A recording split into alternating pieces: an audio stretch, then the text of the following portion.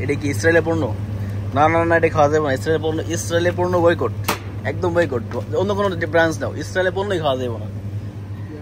Israel মায়েরিত, Israel কারবুত হারামি হাইওয়ান না পার সাহ, Israel কুল্লু হাইওয়ান মায়েরিত হাইওয়ান। এখন চলে যাবো একটু মার্কেটে, দেখি কিছু খাওয়া যায় কিনা, পেপসি বা ডিউ বা কোকাকোলা, বাট চাই দেখি আগে কি খাওয়া যায়। তো এই আরব কান্ট্রির, যারা আরব কান্ট্রি থাকে তারা জানে এত পরিমাণে রোদ এই আরব কান্ট্রিতে, হাওয়া লাগলে মনে হয় যে মুখে ঠুসা লাগতেছে, একবারে ঠুসা পড়ে যাবে, এত পরিমাণে গরম, যার নামে গরমের মতো। এনে 500 পয়সা আছে, চলো পানি কি কি খাওয়া যায় নিয়ে এসি, চলো। পেপসি বা ডিউ।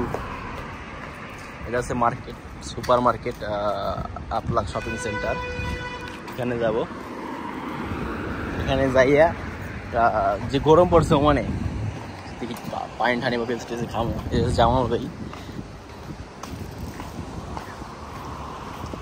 ডাইরেক্ট চলে যাওয়া এসে ফ্রিজের এখানে। কি অবস্থা? তো একটা পানি বা পেপসি টেপসি নিয়ে নিব খাওয়ার জন্য।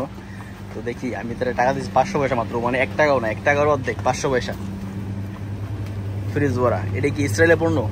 না না না, এটা খাওয়া যাবে না। ইসরায়েলের পণ্য, ইসরায়েলের পণ্য বয়কট, একদম বয়কট। অন্য কোনো ব্রাঞ্চ নাও, ইসরায়েলের পণ্যই খাওয়া যাবে না।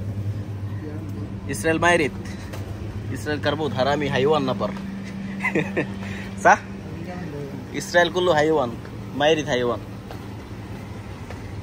অন্য কোনো একটা ব্র্যান্ড নাও। পানি খাইতে আসছি, মানে ঠান্ডা যে গরম পড়ছে মানে, তো খাওয়ার জন্য কিছু একটা নেওয়ার জন্য আসছি। তো এটা কি ইসরায়েল রইব? জিজ্ঞাসা করি, একটু জানি নেই সামজুল ভাই, এটা কি ইসরায়েলের পণ্য হইব নি? এটা কোন জায়গার? ইসরায়েলের কোনো পণ্য খাওয়া যাবে না। আমরা আর একটু দেখি ইসরায়েলের পণ্য যেগুলো, এগুলো আমরা একটাও খাবো না। হয়তো এই পেপসি, এটা ইসরায়েলের। ডিউ মনে হয় এটা ইসরায়েলের, তাই না? পেপসি ডিউ সব ইসরায়েল। ইসরায়েলের পণ্য খাওয়া যাবে না, কোকাকোলা খাওয়া যাবে না, ডাইরেক্ট বয়কট। মায়েরিত হাইওয়ান, ইসরায়েল মায়েরিত, দুইটাই লো। তো খাওয়ার জন্য দুইটা নিছি, যে গরম পড়ছে মানে এটা খাওয়ার জন্য আর কি দুইটা নিছি। আর যতই পেপার লোক, ইসরায়েলের পণ্য খাওয়া যাবে না। তো এটা নিয়ে আর কি বিল পেমেন্ট করবো, চলো আস্তে আস্তে। তো দুইটা নিয়ে আসলাম। কত নিছে? 400 পয়সা। 100 পয়সা দাও তো।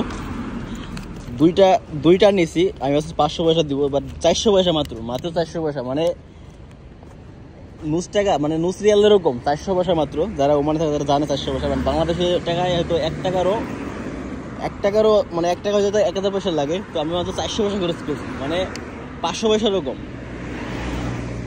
তো এটা আর কি নিয়ে নিলাম। আর ইসরায়েলের পণ্য খাওয়া যাবে না, যে কোনো পরিস্থিতি ইসরায়েলের কোনো পণ্যই আর কি নিব না আর কি খাওয়ার জন্য।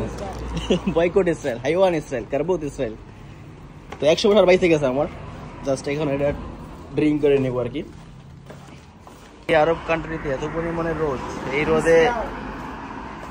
রোদে মানুষ এত পরিমাণে কষ্ট করে আরব কান্ট্রিতে, রোদে আর শেষ নাই।